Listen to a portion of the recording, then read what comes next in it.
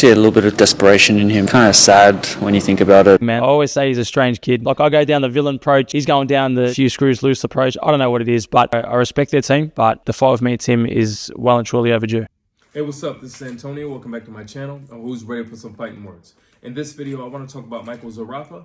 And it looks like Christmas is going to come early for him because he's going to get the fight that he's been asking for. That's right. Really quick, if you like the videos, please take the time right now, subscribe to the channel. It literally takes one click. And if you could, please hit the thumbs up button and tell a friend. So, looks like Michael Zerafa spoke it into existence. Looks like he's Nostradamus. He said that a matchup between him and Tim Tszyu was bound to happen. He said that it was a really big fight in Australia. Great domestic fight, and there needs to be a dynamic of a hero and a villain. He said those things, and it looks like it's going to happen. So unfortunately for Tim Tszyu, his last performance wasn't the best in the world, and his ranking and has fallen short. He's no longer here in the totem pole. He's now somewhere around here, in which case he's going to have to start from the beginning. Now, that works for Michael Zerafa, obviously. He's going to get the name that he wanted. He's going to get the fight that he wanted. And he's probably going to get it where he wanted it. So all the chips are in his favor. He won his last fight. You look at Tim Tszyu, he did not win his last fight. But not only did he not win his last fight, he really did not win his last fight. It was the most horrible performance there was, that he's ever had, and the question is, how are you going to bounce back? Well, a big domestic fight would do that. I truly believe a big domestic fight would do that. On both sides, because if you look at it, it's still going to say, hey, I still have star power. I still have draw power. So this little glitch in the road is not going to dethrone my celebrity or my star status. But it could also catapult somebody. Michael Zerafa. He doesn't have the last name Tszyu. So a win over the guy with the last name Tszyu would definitely help in mega ways. And the winner of that fight would go on to do something much bigger and much better in the division. While the loser could be the end of the road, quite possibly. So there's a lot of options on the table. There's a lot of possibilities on the table as well. And both sides, I don't want to make it seem like it favors one side more. I mean, it definitely does favor Michael Zerafa more, actually. Like I said, he doesn't have the name Tszyu. And he doesn't have the name globally, where people know his name. And he has the reputation of a Tim Tszyu. Knocking off Tim Tszyu, especially where Tim Tszyu's back is against the wall right now. So, all right, that's your second loss. However, I've been a strong, a strong voice for saying that Tim Tszyu did not lose against Honduras. In my personal opinion, he didn't lose. If he throws 10 more punches and connects with at least 6, 7 of those punches, he wins that fight with a face full of blood where he can't even see. So he didn't lose that fight. I never looked at Tim Tszyu as a defeated fighter after that fight. And I never spoken of him as a defeated fighter after that fight. But, you look at that last fight, that was a horrible performance, and nobody expected that. And, I made the video and I was like, he is kind of feeling himself right now. And there's nothing wrong with that. But you can't let people feed that much into you. I don't want to dwell too much on that fight. So Tim Tszyu recently did an interview, and he said, well, listen, I want to go back to my roots. And he said, somewhere along the line, I kind of lost my countrymen, and I want to go back home. I want to do my training camps back home the way I used to. I've been doing my training camps in other places like Thailand. And he says, I want to go back home. I want to get rerouted in my culture, rerouted in my people, rerouted in my land, and rerouted in boxing, Australian boxing. And, doing my full camps there, nothing extra or nothing added. Just, what got me to the dance, basically. I'm going back to my roots. Whatever got me to the dance, I'm going back to that. And that will take me forward, moving forward. While you look at Michael Zerafa, he said it and it came to be. He is the bad guy for a reason.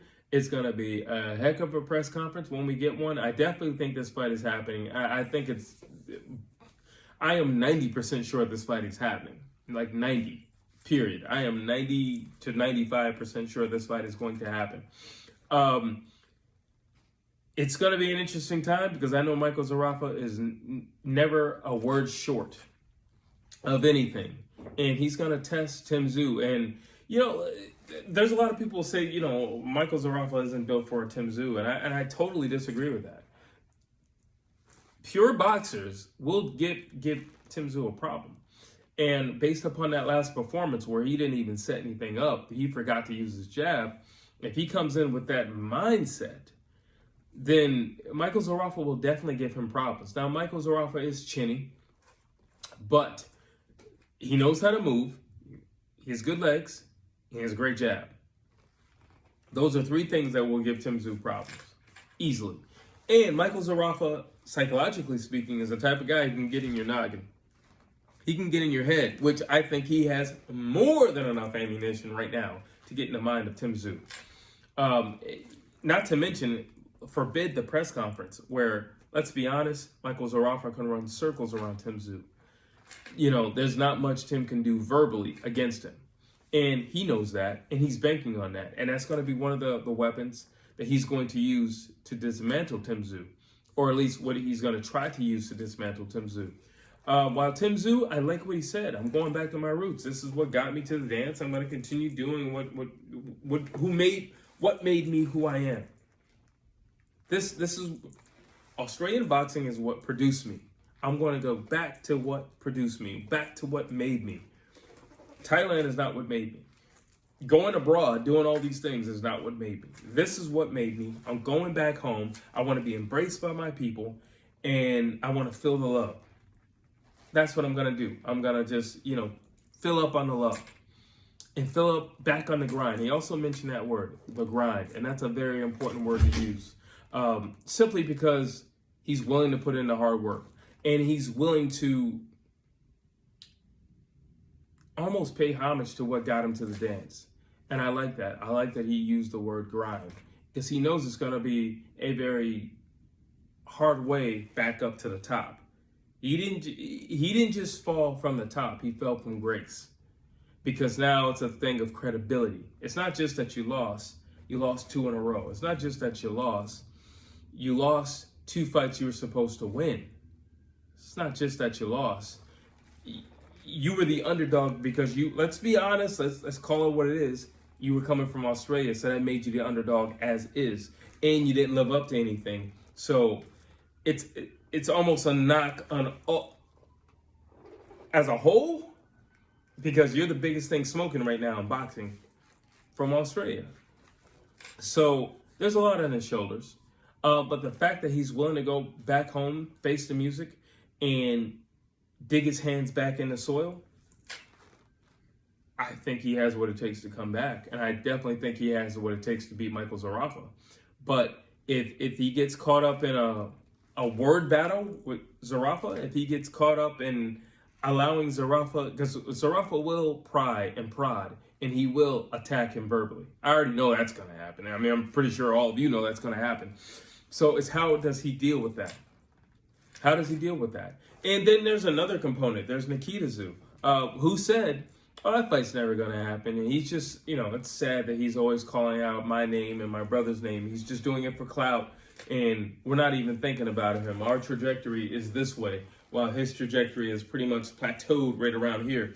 So there's no need in thinking about this guy. Well, this guy's going to be in your near future. You do need to think about this guy. And forbid this guy beats Tim Tszyu, which, again, is a possibility. You are coming off 2 losses.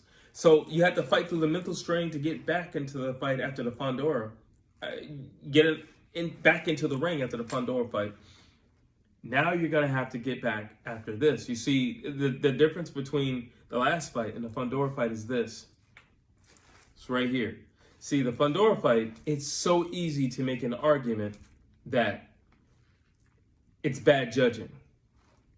It's so easy to make that argument. But this fight, it's not.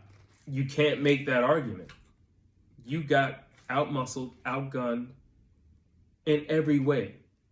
That's a little bit more, not a little bit, a lot more difficult to mentally push through. So this is going to be a great one. And I can just imagine, and let me just add one more caveat to this. I think Michael Zerafa knows Tim Tszyu's kryptonite.